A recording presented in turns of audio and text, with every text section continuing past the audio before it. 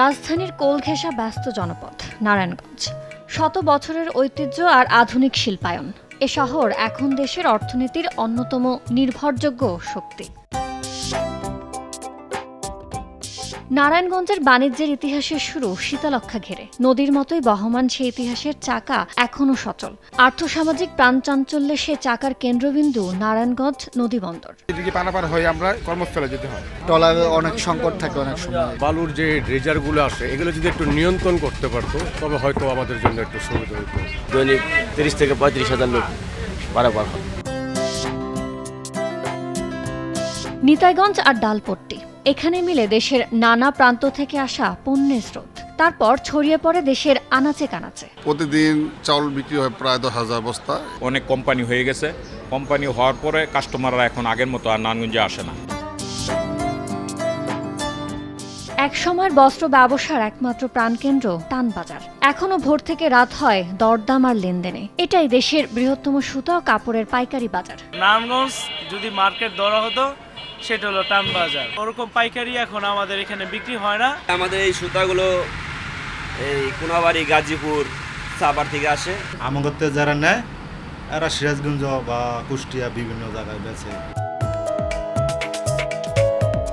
শিল্পের ছন্দে মুখর ফতুল্লা, পাইকপাড়া আর চাষারা। বিশেষ করে ফতুল্লা জুড়ে গড়ে উঠেছে নিটওয়্যার কারখানা। তৈরি হচ্ছে রফতানি পোশাক, যাচ্ছে বিশ্ববাজারে, যা শুধু অর্থনীতিকে শক্তিশালী করেনি, সৃষ্টি করেছে লাখো মানুষের কর্মসংস্থান। এখানে কাজ করে আমাদের পরিবার ভালো চলতেছে। শিল্প খাত যত উন্নত হবে তত আমাদের জন্য সুবিধা হবে। যদি কয়েকটা সেন্ট্রাল ইটিপি করে পরিবেশ দূষণ থেকে দেশটাকে রক্ষা করা যায়, নদীগুলিকে পানি দূষণ থেকে রক্ষা করা যায়। ইতিহাসের পাতায় নারায়ণগঞ্জের পরিচয় পাটের শহর। আদমজী জুট মিল ঘিরে গড়ে উঠেছিল এক সময়ের বিশ্ববিখ্যাত শিল্পকেন্দ্র। সময়ের পালা বদলে সে জল্লুস হয়তো ম্লান হয়েছে, কিন্তু পাট শিল্পের ঐতিহ্য এখনো বহন করে চলেছে এই জনপদ। এখন শিল্পায়নের নতুন পথ তৈরি হচ্ছে রূপগঞ্জ ২,৫০০কে কেন্দ্র করে। ভারী শিল্প থেকে কেমিক্যাল, খাদ্য প্রক্রিয়াজাতকরণ, সব মিলিয়ে এখন নতুন সম্ভাবনার দুয়ার খুলছে এখানে। ঐতিহ্যের সূক্ষ্ম বুননে অনন্য সোনারগাঁও। বিশ্বজুড়ে বাংলাদেশের সংস্কৃতির প্রতীক জামদানি শাড়ির জন্ম এখানে। প্রজন্ম থেকে প্রজন্মে ছড়িয়ে পড়ায় শিল্প শুধু সংস্কৃতিই নয়, অর্থনীতিতেও গুরুত্বপূর্ণ ভূমিকা রাখছে। এই কাজের বিনিময়ে পারিশ্রমিক টাকাটা আমরা পাই না। সুতার দাম বাড়ছে দেখে আমরা শাড়ির দামও বাড়তে, মানে শাড়ির দাম বাড়তে দেখে আমরা তো বিক্রি করতে পারি না। সুদবিহীন একটা ঋণ চাচ্ছি সরকারের কাছে আমরা, আর সোডিয়াম সল্টটা উন্মুক্ত করে দেয় দ্রুত, যাতে আমরা আমদানি করে এই সব মালামাল আমরা উৎপাদন করতে সক্ষম হই। ১২ ভূঁইয়াদের প্রধান প্রতাপশালী শাখা ১৫ শতকের শুরুর দিকে সোনারগাঁয়ে বাংলার প্রথম রাজধানী স্থাপন করেন। সোনারগাঁয়ের পানাম নগর ছিল মুসলিম ব্যবসার প্রাণকেন্দ্র।